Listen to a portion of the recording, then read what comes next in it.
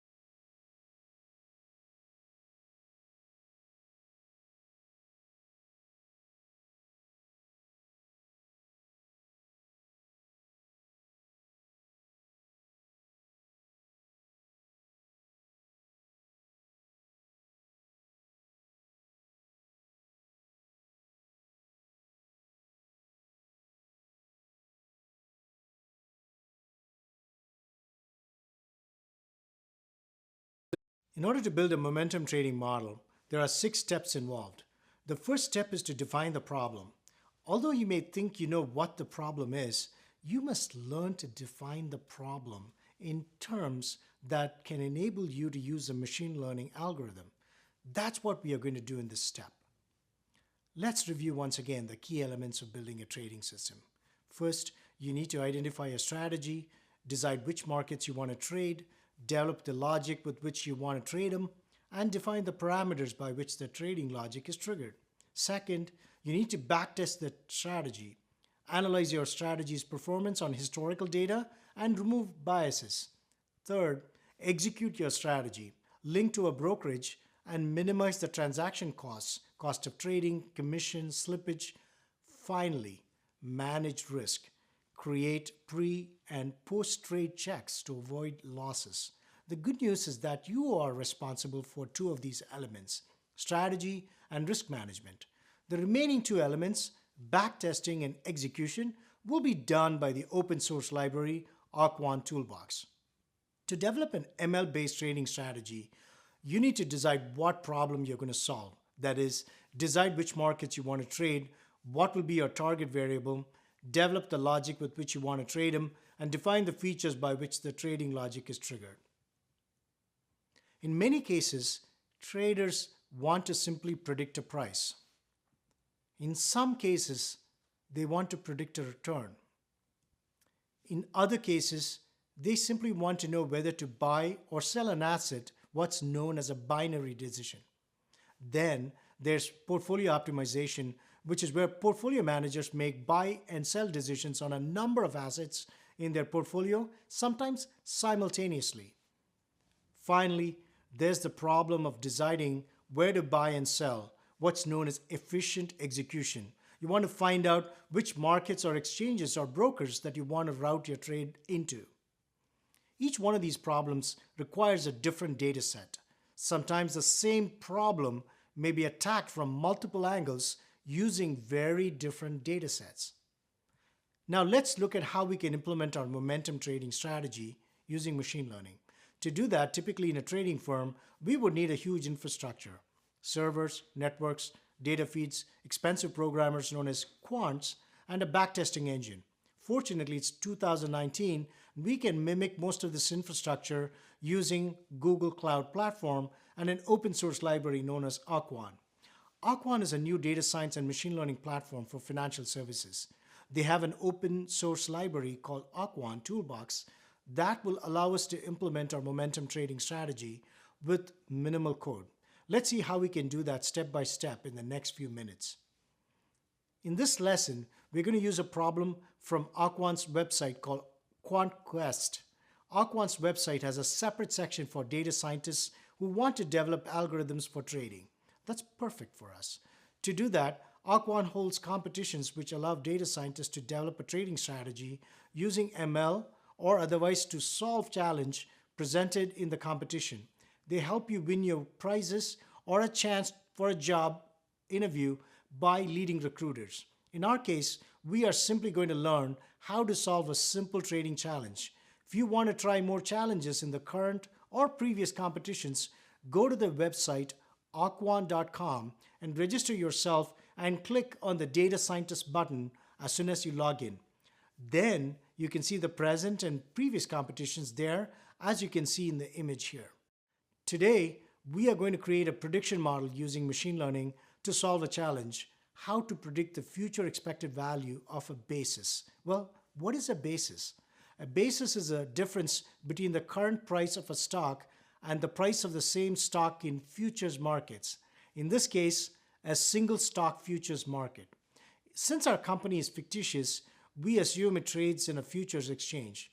You can substitute this data with any real data you have for any asset from a current price and a futures exchange. For example, spot prices versus futures prices for a currency. Next, know our prediction goal. Let's define our target variable. We define the target variable y as the average of next 5 values of basis. That's right.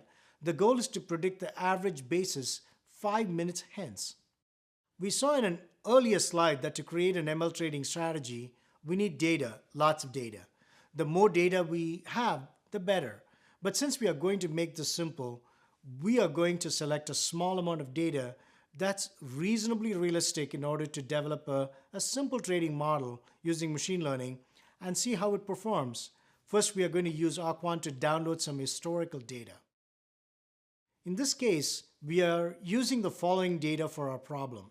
Stock prices of a fictitious company whose trading symbol is MQK at 1-minute trading intervals for trading days over 1 month. That is 8,000 plus data points. It has columns for stock bid price, ask price, bid volume, and ask volume. Future bid price, ask price, bid volume, ask volume, and VWAP.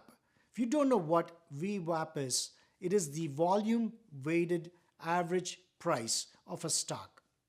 To calculate a stock's VWAP, we multiply bid price by ask volume, add it to ask price multiplied by bid volume, and divide the whole thing by the sum of ask volume and bid volume. Similarly, we get the same for the future VWAP. In many cases, you will have to get this kind of data from multiple sources, clean it, and make sure it's adapted for dividends, stock splits, etc. The good news is that that data is already cleaned for dividends, splits, and rolls from Aquant. Here's how a sample of our data looks like. The left side is the index or the date and the timestamp of the tick data. The columns are for stock and futures prices. The basis is the calculated field, and Y is the target variable, another calculated field. The way we are going to set up this trading strategy is similar to how we set up an ML model. We create features which could have some predictive power X, a target variable that we'd like to predict Y, and use historical data to train an ML model that can predict Y as close as possible to the actual value. Finally, we use this model to make predictions on new data where Y is unknown.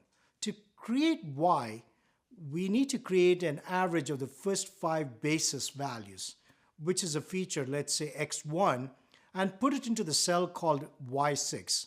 Similarly, we will compute an average of the next 5 basis values and put it into Y7, etc.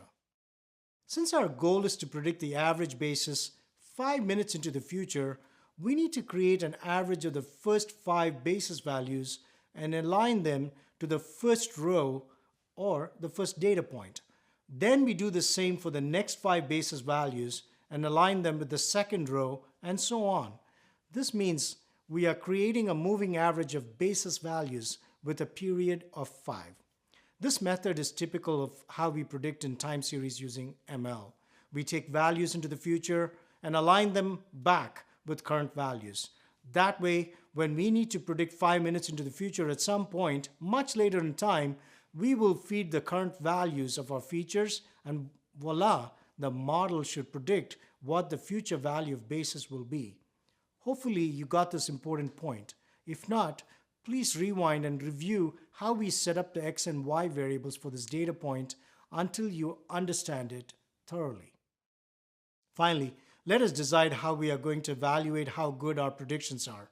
Well, to do that, we have some time-tested measures such as RMSE or root mean squared error, which is the sum of the squared differences between predicted and actual values divided by the number of samples.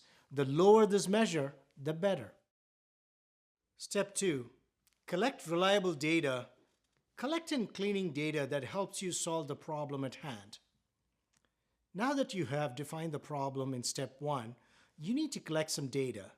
This is where your market data provider comes in. This can be Bloomberg, Reuters, Moody's, BlackRock, or any of the hundreds of market data providers out there. In addition to collecting voluminous amounts of data, you also need to check if the data you're getting is accurate. You also have to check if it is adjusted for dividends, stock splits, rolls, etc. Another very important check is alignment. This means time alignment. Let's say you collect data to predict stock prices, and one of the columns is earnings per share. If you have a series of EPS for each time point in your data and a column for a stock price at each point, you have to make sure that the EPS that is known at that point in time for the stock is what is really known at that point. In some cases, the EPS for a stock may be 30 days, 60 days, or even 90 days behind the stock price for that particular earning season. So make sure you don't miss this time alignment. If you get this wrong, you may very well have a well-performing model during training, but it may be completely wrong during testing. So keep this in mind while aligning features with your target variable. Nowadays, in the hunt for alpha or the excess return over a market return, many traders and portfolio managers are in search of what's called alternative data. This could be any of the following: credit card transactions, email receipts, point of sale transactions, website usage, obscure city hall records, satellite images, social media posts, online browsing activity, shipping container receipts, product reviews. Some or all of these may be useful. But again, the same caveats around time alignment apply. If you don't align the date that the alternative piece of data was available with the date of the target variable, you are likely to have a very messed up data for training. So be careful. I can't stress it enough. Step 3, creating features. Creating features or feature engineering is one of the most important steps in machine learning.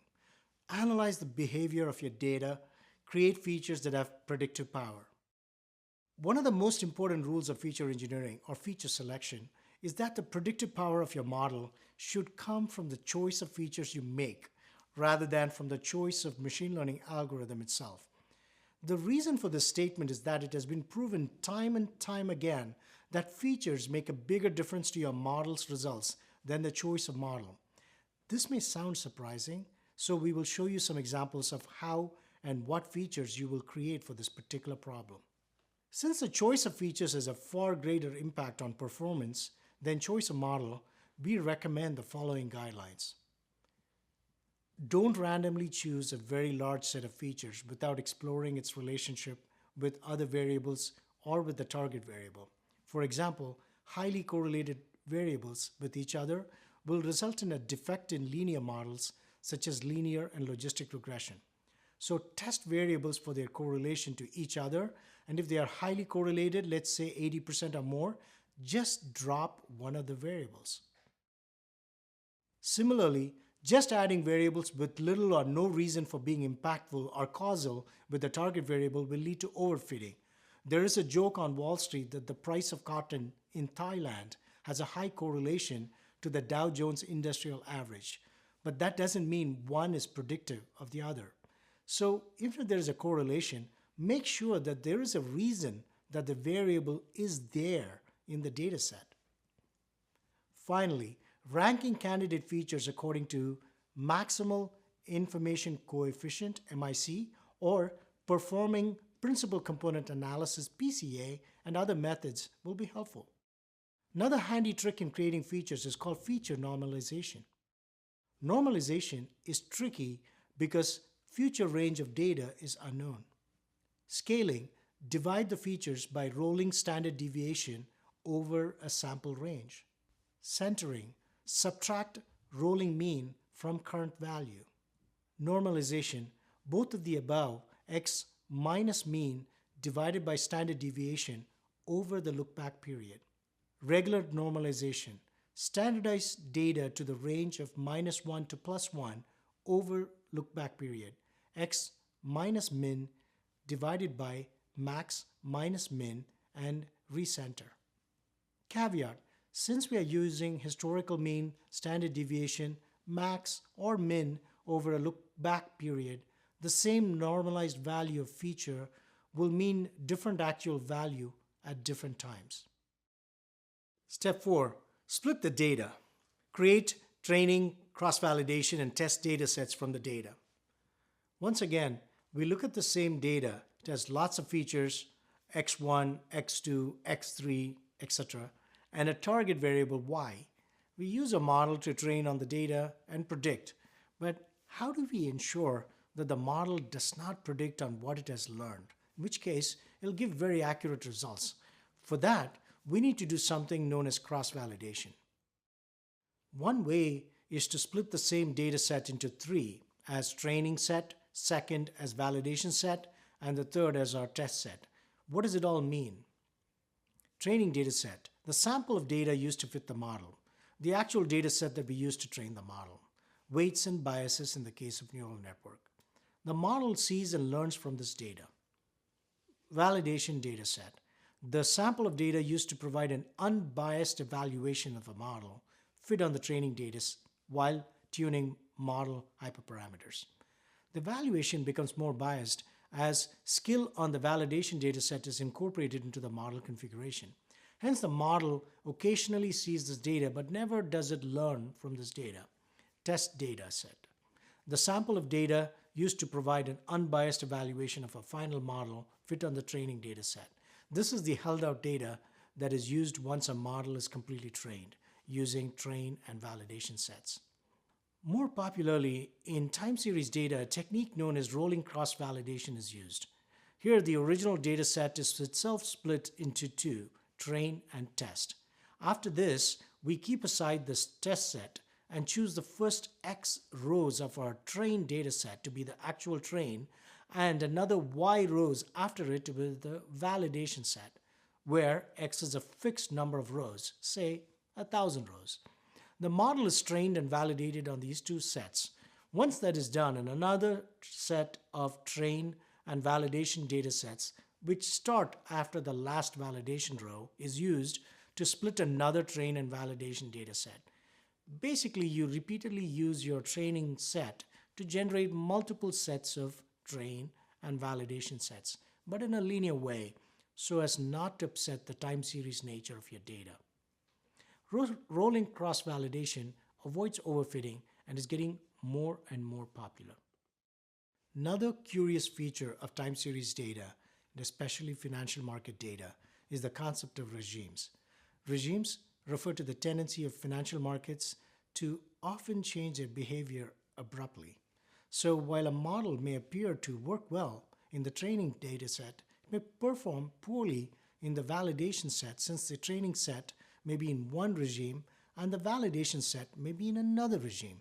In that case, you need regime switching models that can match the new behavior of financial variables, which often persist for several periods after such a regime change. So you might want to consider having multiple models tuned for each regime in the data and then ensembling them. Another method is to use a classifier to detect what regime you're in and then apply the particular model that is trained for that regime. Either one of these approaches takes tremendous resources and time, but it's well worth it if you want a model that works well for any kind of stock market regime. Now we will look at how well our models perform when backtested on unseen data. This step helps us to identify a model that has been overfitted to the training data. Once we do backtesting of the different algorithms, we get a better sense of how well they will perform in the real world. Here, the linear model is producing 3% P&L, which is far below the 8% or so it was producing in one run on trained data. This is what we mean by making sure we do cross-validation. Similarly, we see that after backtesting, we get a real sense of how they will perform in the real world. Here, the gradient boosting model, which was producing 22% P&L in training, is barely outperforming the linear model at 3.3%. This is what we mean by making sure we do cross-validation to avoid overfitting. So the rules are: avoid overfitting by step 1, don't retrain after every data point. 2, avoid biases, especially look-ahead biases. 3, be wary of data mining bias. Overfitting is the most dangerous pitfall of a trading strategy. A complex algorithm may perform wonderfully on a backtest, but fail miserably on new unseen data.